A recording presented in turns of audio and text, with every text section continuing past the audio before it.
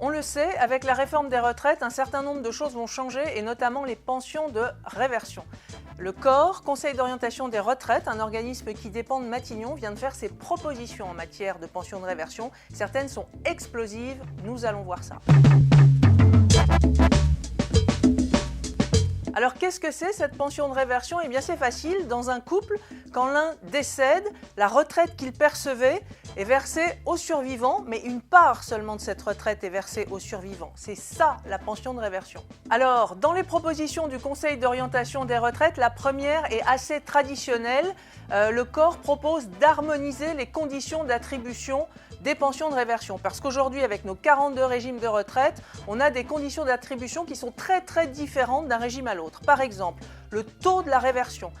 Certaines pensions de réversion sont égales à 50% de la pension du défunt, d'autres à 54%, d'autres à 60%. Donc tout ça, il faut harmoniser. Par ailleurs, il peut y avoir des conditions d'âge.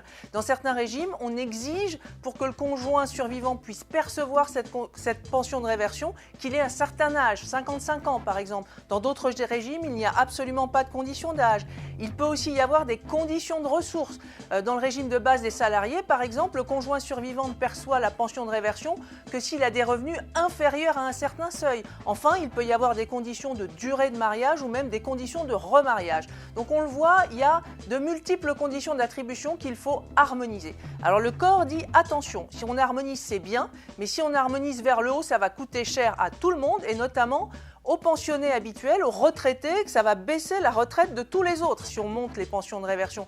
Et puis surtout, il faut quand même imaginer qu'aujourd'hui, ceux qui profitent des pensions de réversion, ce sont évidemment les conjoints mariés, mais qu'un célibataire, lui, qui cotise à son régime de retraite, il ne profitera jamais d'une pension de réversion. Donc si on augmente tout vers le haut, ça veut dire que le célibataire qui déjà n'en bénéficiait pas va devoir, lui, payer encore plus pour les couples mariés. Ça se discute.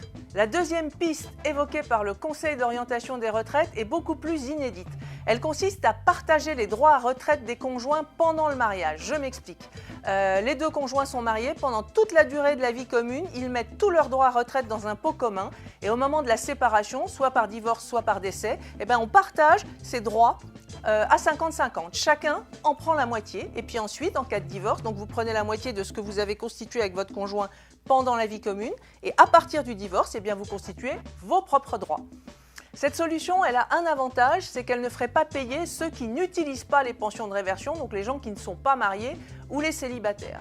Elle a un petit inconvénient, c'est qu'en termes de niveau de vie, elle est moins rémunératrice que la pension de réversion. Troisième piste évoquée par le COR, et là pour le coup c'est vraiment explosif, on supprime la pension de réversion et on la remplace par une assurance sociale veuvage qui serait perçue par les gens les plus âgés seulement. Alors toutes ces pistes sont sur la table, à ce stade rien n'est encore arbitré. Le haut commissaire aux retraites Jean-Paul Delevoye, qui reçoit les partenaires sociaux pour négocier cette grande réforme des retraites, ne discutera de cette question des pensions de réversion avec eux qu'à partir du mois de mars.